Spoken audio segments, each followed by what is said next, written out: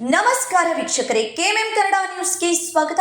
ನಾನು ಪೂಜಾ ಹುನಗುಪ್ಪಿ. ಗಾಂಧಿನಗರದಲ್ಲಿರುವ ಜೈ ಕಿಸಾನ್ ಖಾಸಗಿ ತರಕಾರಿ ಮಾರುಕಟ್ಟೆ ಭೂ ಬದಲಾವಣೆ ಮಾಡಿರುವ ಹಿನ್ನೆಲೆ ವಾಣಿಜ್ಯ ಕಟ್ಟಡದ ಅನುಮತಿಯನ್ನು ಬೆಳಗಾವಿ ನಗರಾಭಿವೃದ್ಧಿ ಪ್ರಾಧಿಕಾರ ಬುಡ ರದ್ದುಗೊಳಿಸಿರುವ ಬೆನ್ನಲ್ಲೇ ಕೆಎಂಸಿ ಕಾಯ್ದೆ ಕಲಂ 443/4 ಅನ್ವಯ ನಿಮ್ಮ ಅನುಮತಿ ರದ್ದುಗೊಳಿಸಬಾರದು ಏಕೆ ಎಂದು ಮಹಾನಗರ ಪಾಲಿಕೆಯಿಂದ ಕಾರಣ ಕೇಳಿ ಜೈ ಕಿಸಾನ್ ಖಾಸಗಿ ಮಾರುಕಟ್ಟೆ 7 ದಿನಗಳಲ್ಲಿ ಉತ್ತರಿಸುವಂತೆ ನೋಟಿಸ್ ನೀಡಿದ್ದಾರೆ.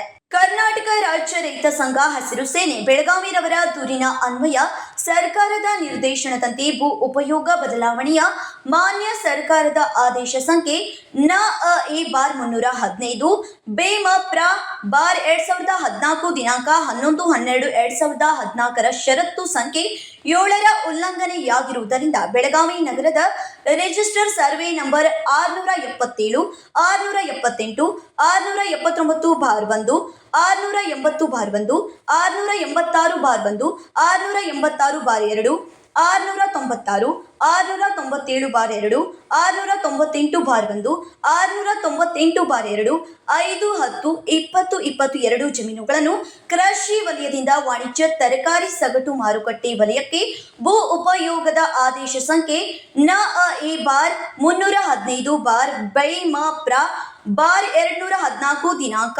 11/12/2014 ಸ್ವಯಂಚಾಲಿತವಾಗಿ ರದ್ದುಗೊಳಿಸಿರುವುದನ್ನು ದೃಢೀಕರಿಸಿ ಉಲ್ಲೇಖ 1ರ ಅನ್ವಯ ಆದೇಶಿಸಲಾಗಿದೆ. ಉಲ್ಲೇಖ 2ರ ಅನ್ವಯ ಕರ್ನಾಟಕ ರಾಜ್ಯ ರೈತ ಸಂಘ ಹಸಿರು ಸೇನೆ ಬೆಳಗಾವಿರವರು ಸದರಿ ಸರ್ವೆ ನಂಬರ್ಗಳಲ್ಲಿ ನಿರ್ಮಿಸಿದ ಎಲ್ಲಾ ಕಟ್ಟಡಗಳು ಅನಧಿಕೃತ ಕಟ್ಟಡಗಳಾಗಿರುತ್ತವೆ. ಸದರಿ ರಿಜಿಸ್ಟರ್ ಸರ್ವೆ ನಂಬರ್ಗಳಲ್ಲಿ ಮಹಾನಗರ ಪಾಲಿಕೆಯಿಂದ ನೀಡಿರುವ ಕಟ್ಟಡ ಪರವಾನಗಿಗಳನ್ನು ರದ್ದುಪಡಿಸಿ ಆದೇಶಿಸಬೇಕೆಂದು ಆಗ್ರಹಿಸಿರುತ್ತಾರೆ. ಸದರಿ ಜಮೀನುಗಳು ಮಹಾಯೋಜನೆಯಲ್ಲಿ ವ್ಯವಸಾಯ ಉದ್ದೇಶಕ್ಕಾಗಿ ನಿಗದಿಪಡಿಸಿದ್ದು ಸರ್ಕಾರದಿಂದ ವಾಣಿಜ್ಯ ಉದ್ದೇಶಕ್ಕಾಗಿ ಭೂ ಉಪಯೋಗ ಬದಲಾವಣೆ ಮಾಡಲಾಯಿತು.